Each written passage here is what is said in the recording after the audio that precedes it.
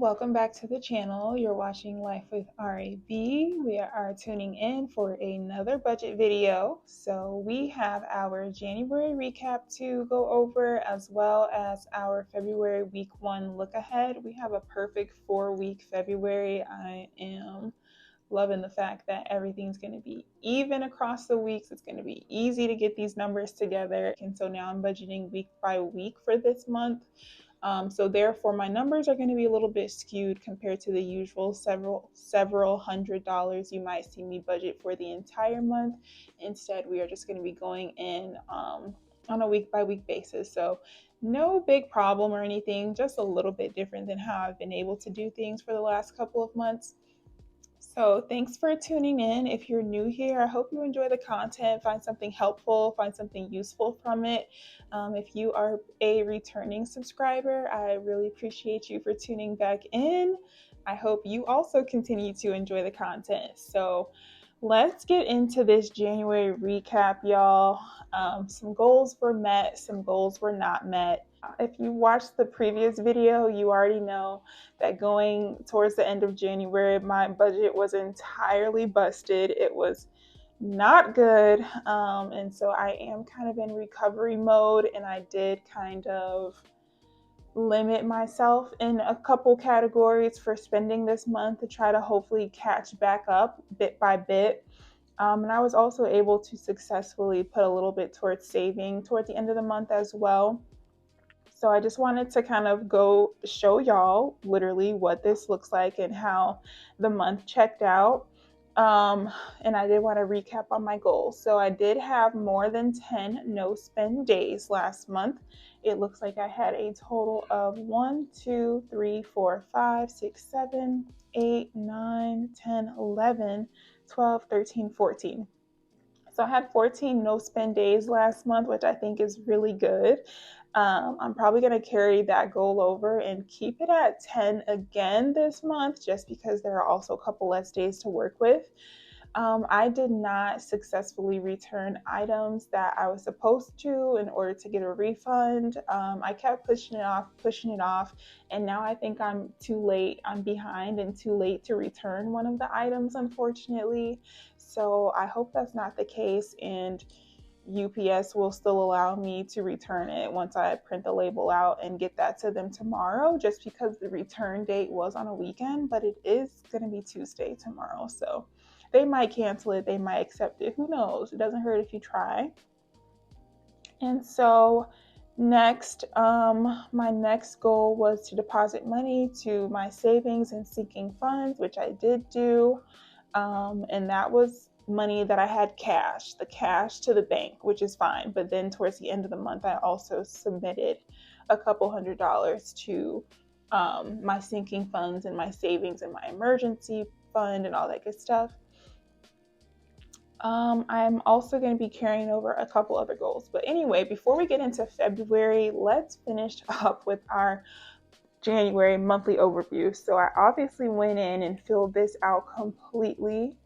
I'm not gonna lie, y'all, this took a few hours to line all these numbers up and get all this stuff together, but it really did give me a good picture of where most of my money is going and things like that. And so I'm not in a bad, horrible position, but it's definitely not good and where I want to be. But this was really helpful to just actually line it all out and see where all your numbers are, like where everything is going, where it all went. So there just is no question of, what did I spend money on? Why didn't I have anything? And yada, yada. And I know exactly where I went wrong multiple times last month, but yeah, it was just really nice to have this all filled out. So I'm gonna spare y'all from going through all of these sections and just look at the monthly budget review, this page and this page. So my opening balance at the beginning of January was $4,146. And again, that's because I get paid right at the end of the month. So I'm kind of carrying over like my entire check and then some. And so my total income for last month of January was $5,947. and my total expenses were $6,074. So that put me kind of like $127 in the hole, like a difference. But I was also able to allocate $400 to savings. And so my balance forward will be $3,619. So this is what I'm entering February with. This is what I have entered February with. And so I was able to complete the spending analysis. I was able to see an estimation or an exact amount, honestly, of what I spent in all of these categories: debt payments, food, healthcare, housing, personal, entertainment, transportation, shopping, and miscellaneous. And then also see the percentages. So all you do is take the amounts you spent in that category divided by your total expenses times 100. But yeah, so it looks like my biggest amount that was spent last month was for debt payments, which was 64.8%. So it was really nice to basically be able to see these numbers. One thing I also did do, I want to star here, that I said in the last video that I wanted to do a ratio of how much money I'm spending eating out versus how much money I'm spending cooking at home and getting groceries. And I did the math, and my grocery store percentage of food income, of food expenses was 69.7%, and eating out was 30.3%. So I was happy to see that I pretty much was more than 2/3 of the way getting groceries, making meals at home versus eating out. So I do plan to get this number down. I feel like I can probably get this down to maybe like at least 30%. I'm going to start off by being realistic. No more than 30% will be spent on eating out. That's not a huge jump, but I don't want to be a little bit too ambitious there. My biggest wins for this previous month was paying off 1/3 or 1 out of 3 of my Affirm accounts. I was really happy to be able to pay off that Airbnb Affirm charge. I've been paying on that for a year, so it's really nice to see that go away. I was able to still put some money into savings at the end of the month. So although I had a lot of expenses pop up, it was still nice to see that I had a little bit left over to go back into my savings account, which will then allocate towards my emergency fund and those other low and high priority funds that I need to put money into because things are going to be coming up. Like, for example, the end of this month, I have my $155 car registration to pay for, and I can have money in my Pearl account in order to make sure that it's available. Meeting and surpassing my no spend goal of 10 days. So coming out at 14 days, I was really proud of myself. It's kind of easy to, once you start realizing like where you're spending, to kind of try to, how do I say, like hone in on that day and just do your spending that day. And then like, okay, I'm just gonna go run all these errands and buy all this stuff and get gas and do whatever I need to do. That way, for the next couple of days, I can have no spend days. So that's kind of how it's working in my brain, where I'm trying to capitalize on a day of spending and then have my no spend breaks. So I did not meet my budget. I overspent on several categories, and that was due to a lack of discipline as well as a lack of honesty with my budget to my boyfriend Logan. Um, it was his birthday this past month, and he asked me if there was a budget for his birthday. There was a budget for his birthday, but I said no. I don't know why I said no. I just wanna, Anyway, the restaurant was not all that. His massage was not all that. So I'm kind of bummed that I spent the money that I spent and he didn't even enjoy the service that much. And neither did I at the restaurant. Would not recommend. But I learned this month that majority of my money is going toward debt payments, which is really good. Like, we want to see my debt dwindle. We want to see that go down to zero and be able to put more into saving and investing. So I'm not mad at it. I also learned that my utilities are pretty costly. So one thing I can do is be more mindful of being more economical. Things to improve upon. So I do want to start treating cash like it's my only option. That was the whole point of me cash budgeting, having envelopes, and not allowing myself to overspend. So when I run out of cash and I can't buy something and I pull out my debit card, like that just defeats the whole purpose, obviously. And so when I have to do that, it's frustrating, it's stressful. And I'm just like, what's the point if we're not going to stick to the budget? Like, I laughed and joked about overspending at Aldi because I saw all these treats and new things that I hadn't gotten, and I just grabbed it and spent it. But like, it was actually like a sinking feeling in the pit of my stomach when I had to take $50 from another category to cover, because I couldn't control myself in that moment. So it's just like, you win some, you lose some. Don't continue to beat yourself up about it, but continue to, roll with the punches, keep it going. Don't lose all of your momentum because you had a couple slip ups. So we pretty much already overviewed this entire top section in my last videos. The only thing new here that I added, and honestly, I just did this earlier today, was looking at my overall picture of debt. So there are two categories that I have here, which are my unsecured debts and then my secured debts. Like, I talk about the payments, but not what the actual balance is on those. So I just went ahead and checked my accounts and looked at the balance of where things were at. So essentially, including my credit cards, my Affirm, and my student loans, which are all kind of like consumer debts. There's nothing that if you don't pay it, they're not going to seize like your property or something like that. So the total amount for my kind of unsecured consumer educational debt is $47,871. Yeah, it's quite a number. If I could take out the student loans, I would feel way better. But the reality is I'm responsible for my student loans and making those payments. And my secured debts, including my car and my home, brings me at a total balance of $230,317. Is that crazy or is that crazy? Like, and then both of these together, $278,188 worth of debt. So this is where I'm at. It's not a great place to be. I'm only 30 years old, but I definitely want to get these numbers taken care of. And with the salary that I make and that my boyfriend makes, we should be able to really tackle a lot of this in the next 15, 20 years. I don't want to say that this mortgage is going to take us the full 30 years to pay off if we decide to ultimately stay here.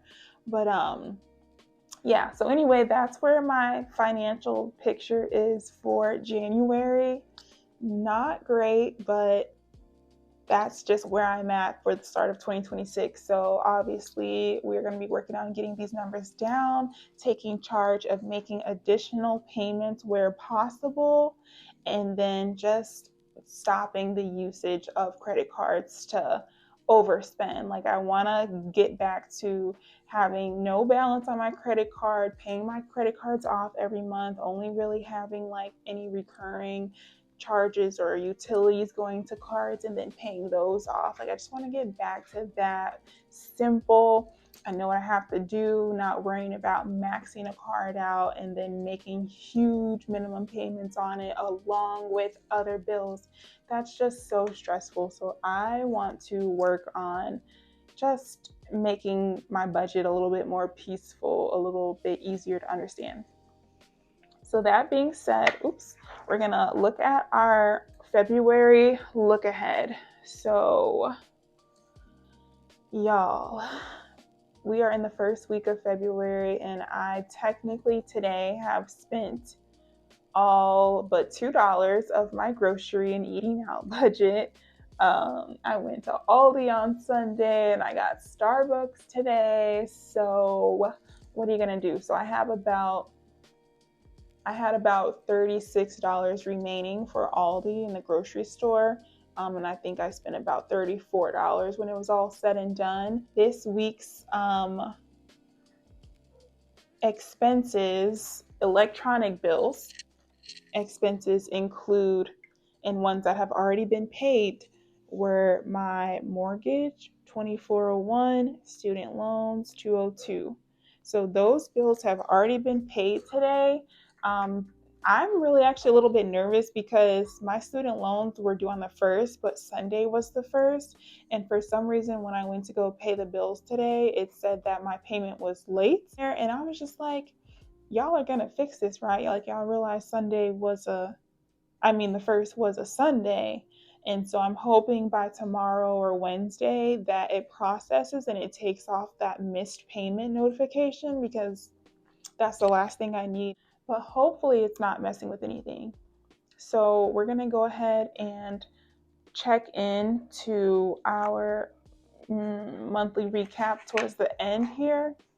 And so I took everything, the main things from this page, right? Monthly budget review. I basically took this whole section and repasted it here apart from the percentages. So this just allows me to keep track of it as the year goes on, so I don't have to flip between all the months. So I really love that I can see it all right here. We are going to budget our electronic bills for the first week of February. So let's get started with that. Okay, so we had our mortgage come out, and that was 2401. So 1, 2, 3, 4, 5, 6, 7, 8, 9, 10, 11, 12. 13, 14, 15, 16, 17, 18, 19, 20, 21, 22, 23. Always so close with the money. 2401. Okay. And next we have student loans, which was 202, 100, 200, 1, 2 student loans. And then tomorrow we will have our Wi-Fi come out, and that's 92. So 50, 70, 90, 1, 2, 92.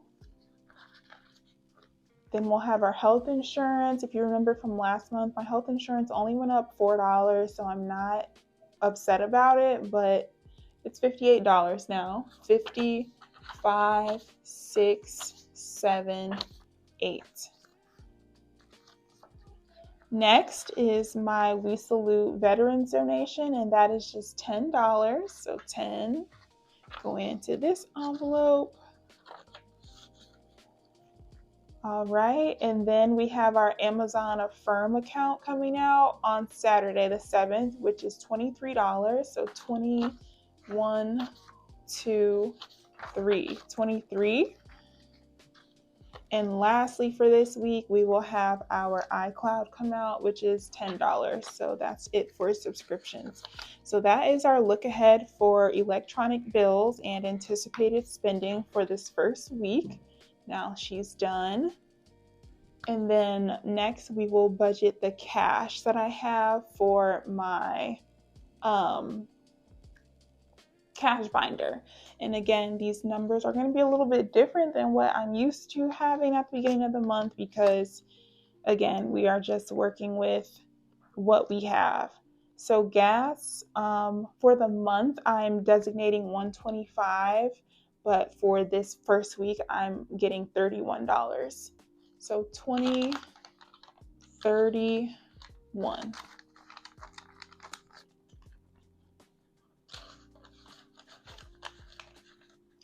As I said, for groceries and eating out, I've already spent most of my budget yesterday and today, so I have $2 for that.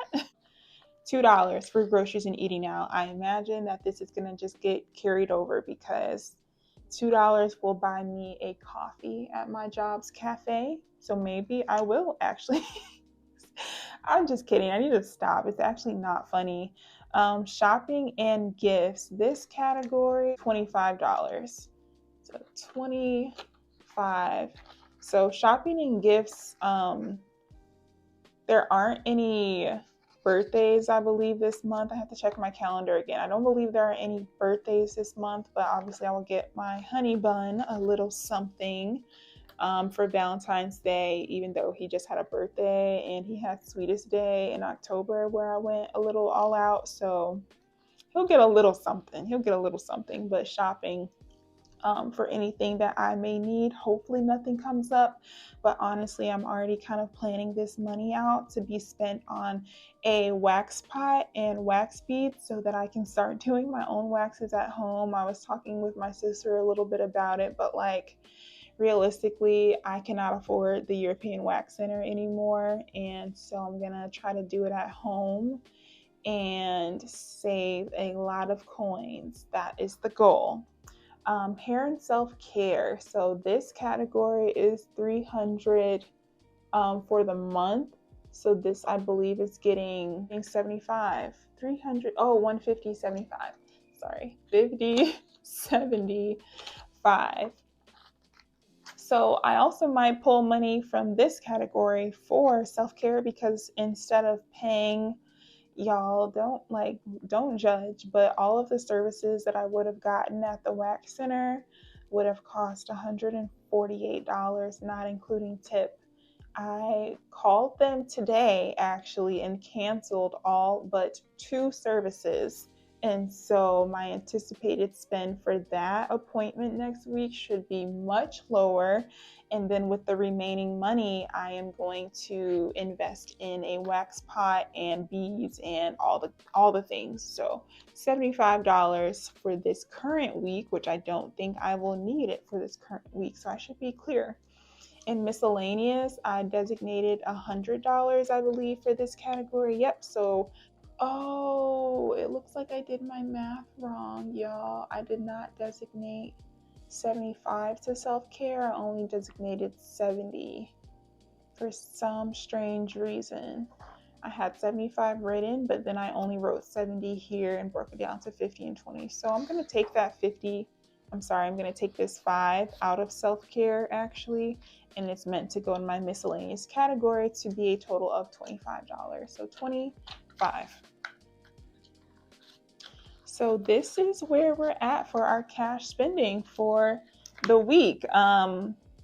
Yeah, I don't think I'll need gas this week because I did just get gas right at the end of last month, but my car is in dire need of a car wash. So I might be investing in a nice car wash for her.